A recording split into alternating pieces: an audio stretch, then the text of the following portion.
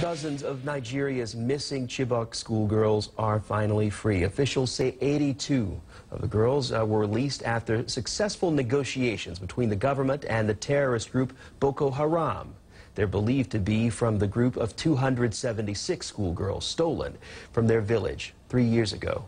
CNN's Aisha Sase has been covering this story extensively and has the very latest for us. After more than 3 years in captivity, it is the news that people around the world, not to mention the families, have been waiting for, that 82 of the missing Chibok schoolgirls have finally been released from Boko Haram captivity. According to tweets put out by the Nigerian President, Muhammadu Buhari, this release came about as a result of lengthy negotiation, and there was a swap of Boko Haram suspects. That was done in order to free these girls, who will be transported to the capital of Nigeria on Sunday, May 7th, where they will be welcomed by the Nigerian president.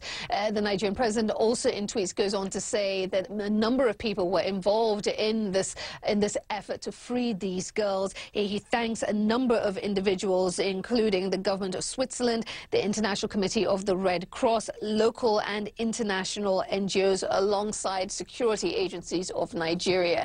This really is a momentous moment. With 3 years having gone by, some had begun to doubt whether any more girls would be released. As you may remember, some 21 were released in October of 2016, and after that there had been largely silence. We had heard no word of negotiations to bring about the release of more girls.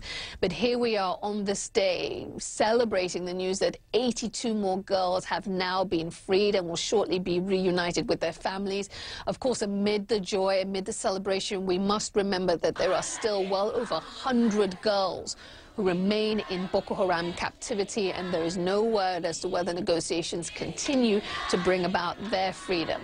So that must be borne in mind. But for the families that await news as to whether their children are as part of this 82, this is just an incredible day, filled with so much emotion as they look forward to being reunited with their loved ones.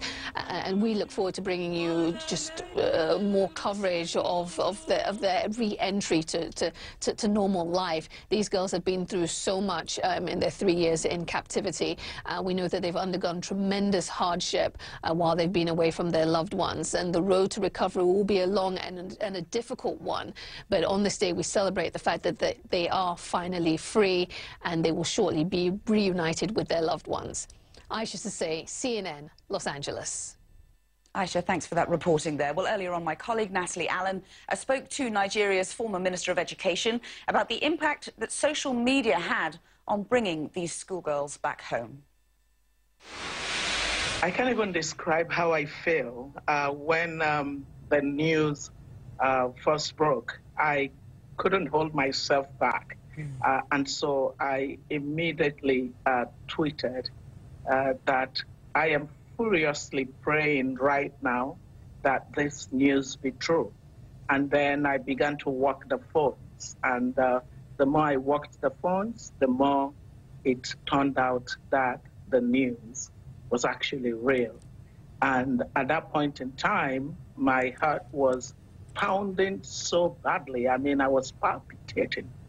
I just couldn't take it all in. I mean, we've had this expectation, but for it to actually then become true, that was emotionally a very big hard to describe. Yeah, I can't imagine. While you talk, I've got chills right now. I mean, goosebumps, because the world got behind your efforts, so many people's efforts to say, no, this isn't acceptable. Bring back our girls, and the world held it up. And this is happening. So help us understand how the power of social media with the government is causing these girls to come home. You know, the power of social media was in the fact that globally, the whole world took ownership of the problem of our Chibok girls.